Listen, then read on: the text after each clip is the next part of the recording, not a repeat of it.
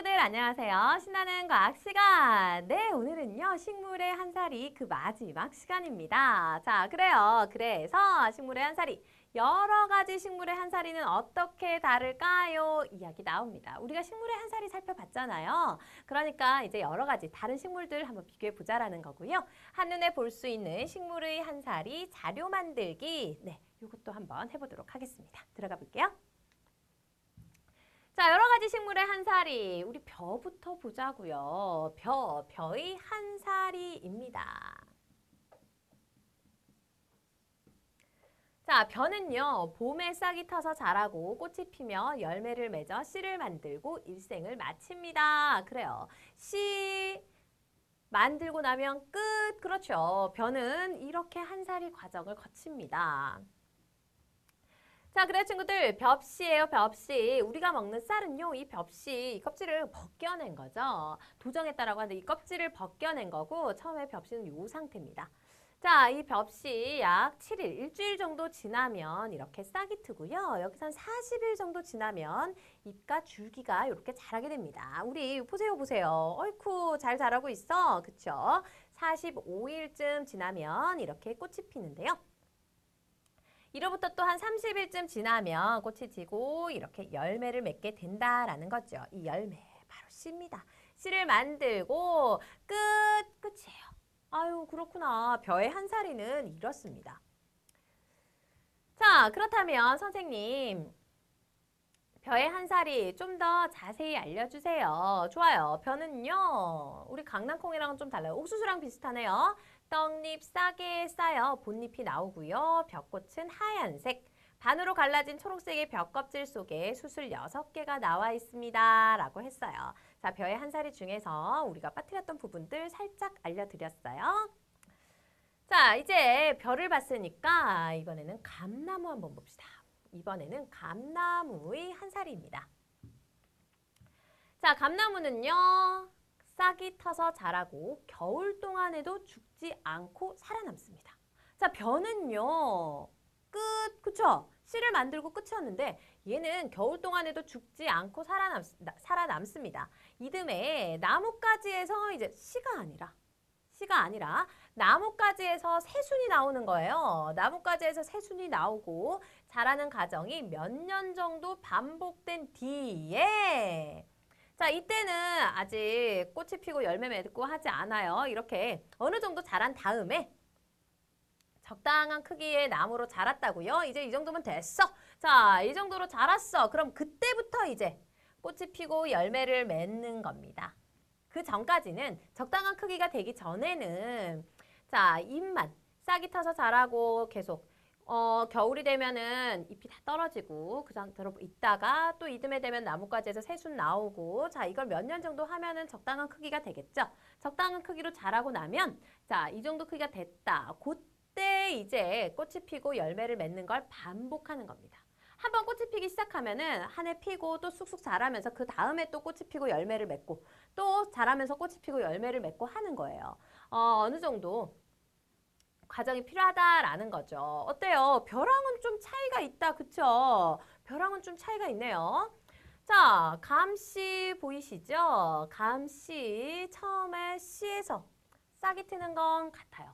약 10일 정도 지나면 싹이 트고 20일 정도 지나면 잎 줄기가 자랍니다. 그렇게 몇 년 동안 자 이렇게 쭉쭉쭉 이게 몇 년 동안 반복이 되면 이제 어느 정도 컸어요.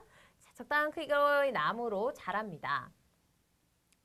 자 그러고 나면은 이듬해 봄 새순이 나오고요. 잎 줄기가 자라고 5, 6월쯤 되면 꽃이 핍니다. 그리고 꽃이 지고 열매를 맺고 열매가 자라고 거기서 또 씨를 만드는데 그렇다고 해서 이 나무가 죽는 건 아니라는 거죠.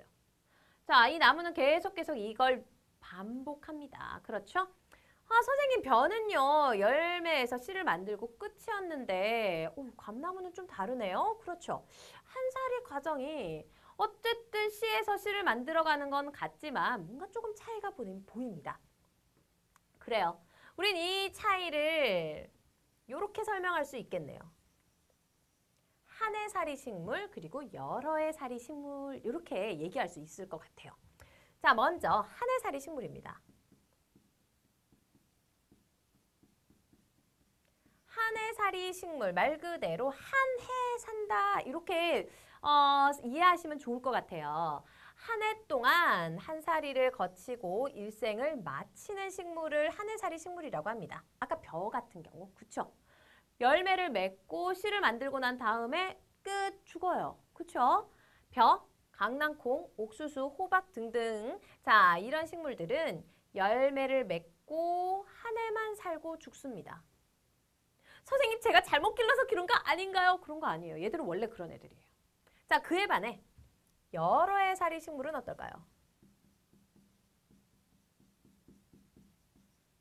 여러 해 살이 식물, 감나무 같은 경우에요.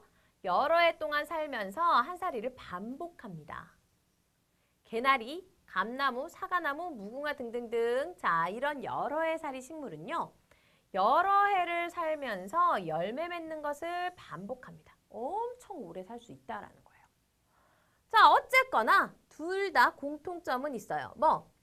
씨가 싹 터서 자라며 꽃이 피고 열매를 맺어 번식을 한다라는 건 똑같은데 벼와 같이 한 해만 사는 게 있는가 하면 감나무처럼 여러 해 동안 사는 식물도 있더라. 그걸 우리는 이렇게 한 해살이 식물, 여러 해살이 식물로 나누어서 얘기한다라는 겁니다.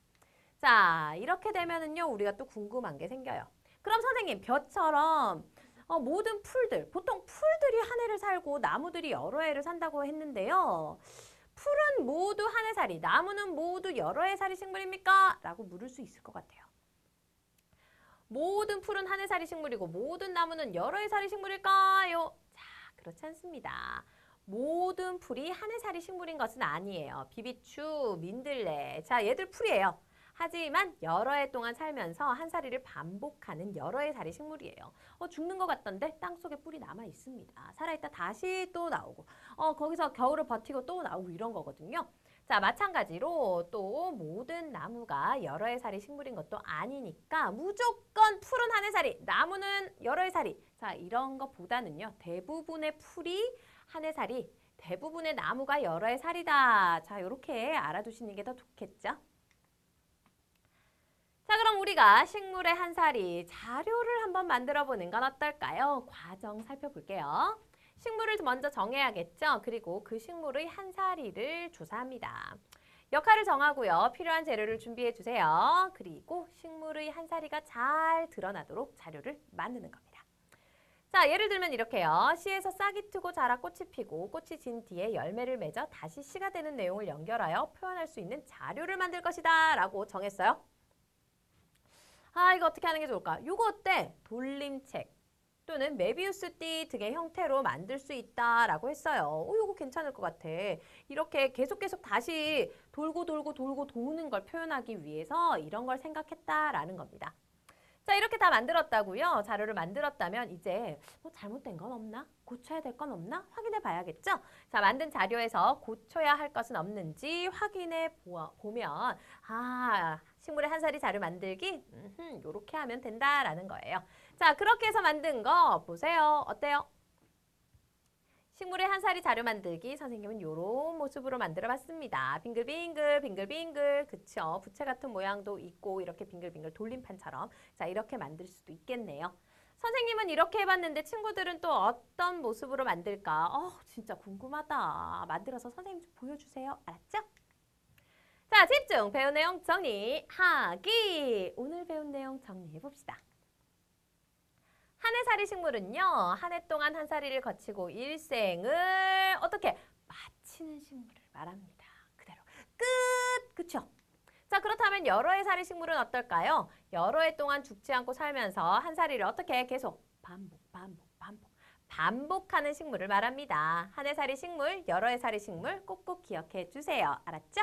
자, 오늘은 여기까지입니다. 스스로 정리 부탁드릴게요.